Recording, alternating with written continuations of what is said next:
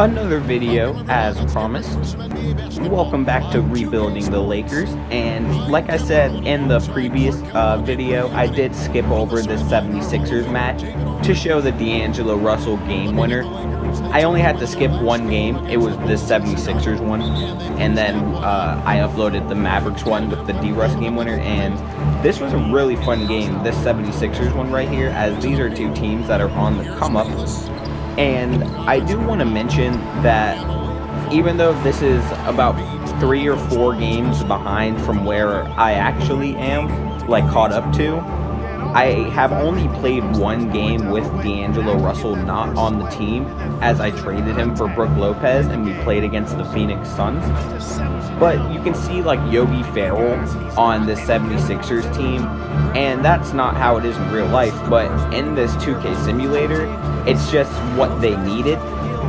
So maybe I won't get Brook Lopez, but now that I'm thinking, in this certain simulator, the Nets are gonna suck.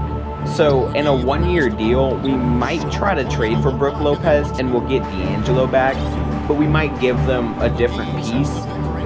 But then again, at the same time, we might just trade whatever pick we have, and maybe we'll try to live without like a Grayson Allen type player, because of course they probably wouldn't make that trade in real life, but in this simulator it could really help our team having a productive 5 like Brook Lopez. So we'll see what happens, especially if we're not that competitive in the West. Say like if we're like the 13th seed, we won't make any trades.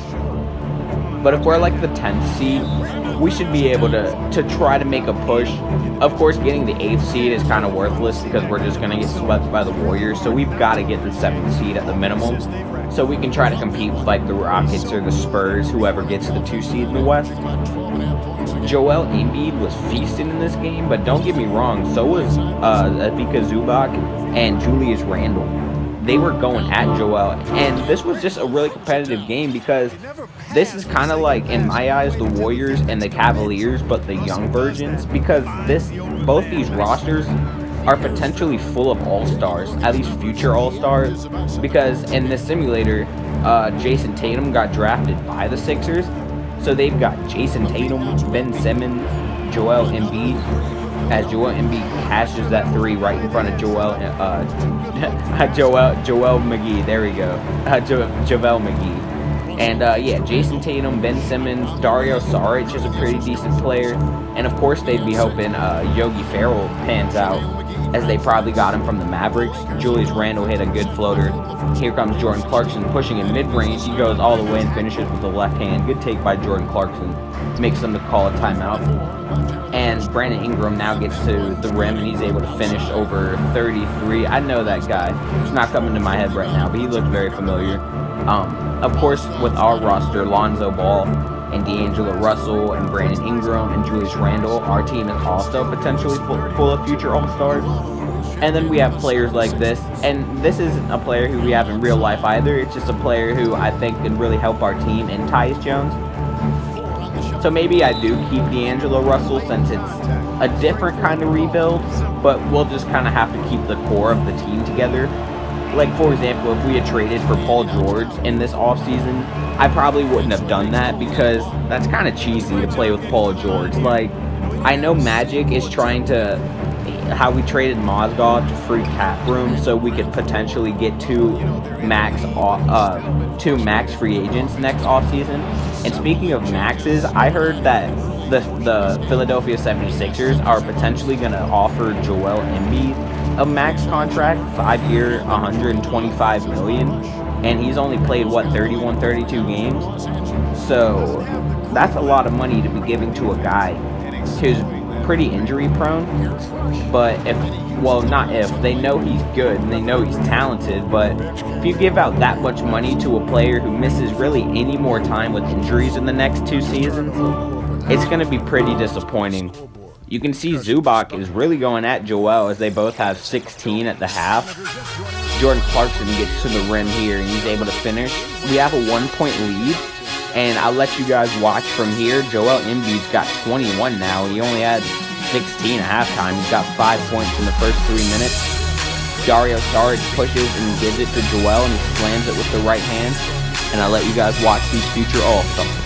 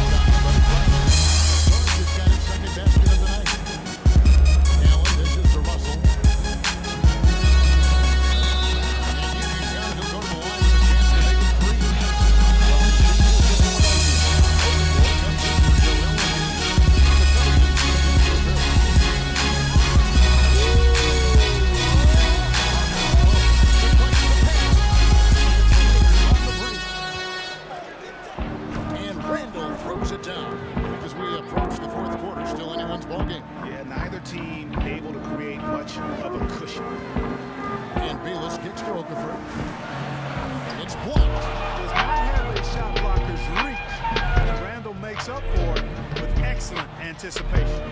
Rush gets the bucket. Pretty much all of their. Yeah, you know he's got stupendous spurtability, Greg. I know you like that one, don't you? Those spurts tend to go on for a while with him. Yeah, did you trademark spurtability? Yeah, I tried to, man, but it didn't get any life. Although I see a lot, and I hear a lot of guys using it, but they do give me credit. Doing it well here in the third, about 50%. Pass to Zubac.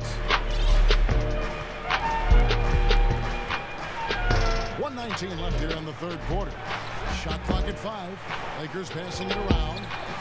And that one good from Clarkson. Clarkson's got the lead up to 4 now. From deep. A rebound by the Lakers. It's almost like he's trying to make things hard on himself. You know, he's just kind of slowing the game down, trying to get some easy ones. The basket is good. Got it to go through on the contact. One steal to his credit as well. And Clarkson's just done a great job defensively. That one steal doesn't tell the whole story. Oh, an aggressive move and fantastic finish. Trying to feeds it to Simmons. That one a turn offline to the right, but drops in for him. Simmons got 9. That to me is good. Following the miss by Julius Randle from deep. Yeah, but you have to love that tough interior defense. And Greg, that's exactly what he gives you. I mean, he's constantly making his presence felt around the rim. And he's good on the 3 ball. And you can come. Takes the 3. The Lakers with the rebound. McGee's got his 7th rebound of the game with that last one. Allen dishes to Ingram. A nice jump shot from the top of the key. And the Lakers. And McGee kicks to Allen. And again, it's the Lakers. For those just joining us, fourth quarter here, we're just over 2.5 minutes into it. And it goes as the official calls the foul. I like to call that stick-to-itiveness, Greg. Getting everything he possibly could out of that play. Nicely done. Ties, and here's the break. Here's Covington. And a big bounce off the rim, but it sinks right in. And it's now only a 1-point Los Angeles lead. Now here's Randle.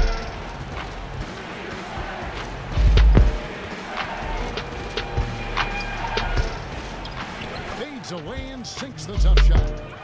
Randle's got 4 points this quarter. It's a sweet spot now. Randle, very good mid-range shooter. Covington kicks to Saric. Wicked or weakness, you gotta see this. Yeah, yeah.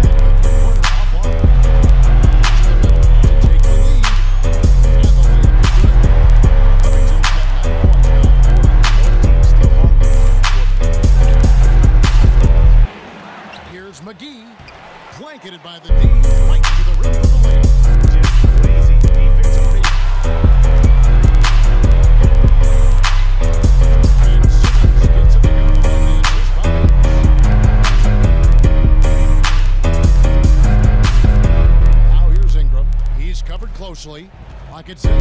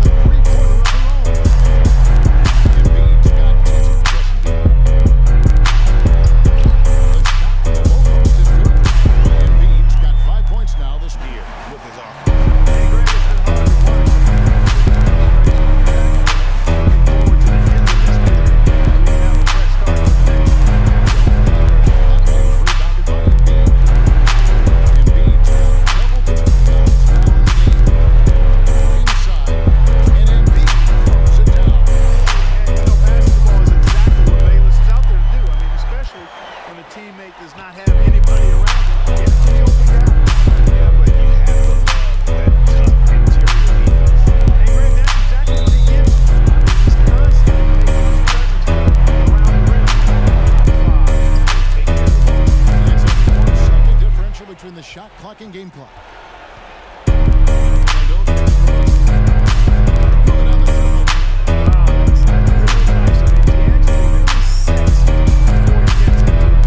Good use of pace there.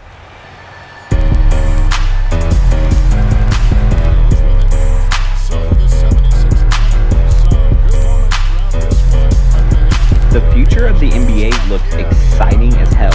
I mean, when you've got Dario Saric's and Julius Randle's bringing the ball up the court, running as fast as they can, and just throwing it to the Joel Embiids, and then we have the revolutionary players like Karl Anthony Towns and Anthony Davis. The way I see it is, when Michael Jordan was running the league, that's what really formed the Kobe Bryants and the Allen Iversons and the Tracy McGrady's, the really great ISO scorers, and I guess even like the Carmelo Anthony's when he was a little bit younger, and he's still good now. I can still see Carmelo as a good producer, but what this is, Michael Jordan produced a whole bunch of Michael Jordan replicas, and what we have now is what we're seeing in the NBA is a whole bunch of LeBron James replicas with the Jason Tatums and the Ben Simmons, just very large men, pretty much just running up and down the floor.